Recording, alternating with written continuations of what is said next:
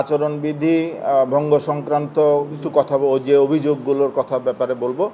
তো ২৬ তারিখ থেকে আমাদের প্রচার প্রচারণা শুরুর পর থেকেই আজ পর্যন্ত যতগুলো আচরণবিধি সংক্রান্ত নোটিশ আমরা পেয়েছি, টাস্কফোর্স পেয়েছে, সবগুলোই আমরা অ্যাড্রেস করেছি। আমরা এটি কোনোটা আমরা মৌখিক টেলিফোনের মাধ্যমে সতর্ক করেছি, কোনোটা আমরা লিখিত আকারে আমরা তাদেরকে সতর্ক করেছি, এবং আমরা দুটো একেবারেই শাস্তিমূলক ব্যবস্থা আমরা গ্রহণ করেছি। তো এই ইনফরমেশানগুলো আপনারা জানেন। টোটাল যদি বলেন যে কতগুলো আবেদন এসছে এবং সেগুলোর ব্যাপারে আমি বিস্তারিত আগামীকাল জানাবো। তবে আমি এটুকু বলবো, আমরা যতগুলো অভিযোগ লিখিত আকারে পেয়েছি, লিখিত আকার ছাড়াও আমরা পত্রপত্রিকার মাধ্যমেও কিছু অভিযোগ আমরা জানতে পেরেছি, সেগুলো আমরা অ্যাড্রেস করার চেষ্টা করেছি। আমরা 11টা থেকে অনেকেই ঘুম থেকে উঠে আসবে, এই কথাটা মনে হয় সর্বতোভাবে সত্যি না।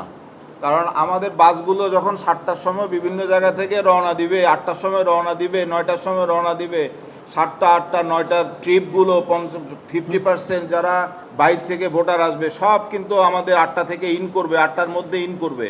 সুতরাং এদের ভোটিং কাস্টিং করতে করতে যারা হলে ঘুমিয়ে আছেন তারা যদি 11টার সময় আসে আমাদের কোনো সমস্যা হবে না, ভালো হবে। সুতরাং যথেষ্ট ট্রিপ বাড়ানো হয়েছে, আর আমাদের ছাত্রছাত্রীরা যেভাবে খুশি সেভাবেই ভোট দিতে পারবেন, আরাম করে এসে ভোট দিতে পারবেন। শাটল সার্ভিস থেকে শুরু করে দূরবর্তীদের জন্য বাস সার্ভিস থেকে শুরু করে সব কিছুই আমরা এনশিওর করছি। খুব নিরাপদে এবং শান্তিতে তারা এখানে এসে ভোট দিতে পারবে, উৎসবমুখর পরিবেশে তারা ভোট দিতে পারবে, আমরা এই আশাবাদ ব্যক্ত করছি। আমরা আমাদের ছাত্রছাত্রীদেরকে আহ্বান করব, ভোটের দিন তারা নির্বিঘ্নে ভোট দিতে পারবেন। এবং আমাদের চিফ রিটার্নিং অফিসার অলরেডি বলেছেন যে আমরা এত সংখ্যক বুথ, 810টি বুথ আমরা তৈরি করে ফেলেছি অলরেডি।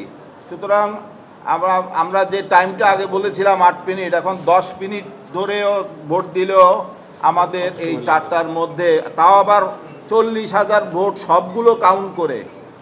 তো সুতরাং আমরা নির্বিঘ্নে ভোটের ব্যবস্থা করেছি, কোনো অসুবিধা হবে না, এটা আমরা বলতে পারি।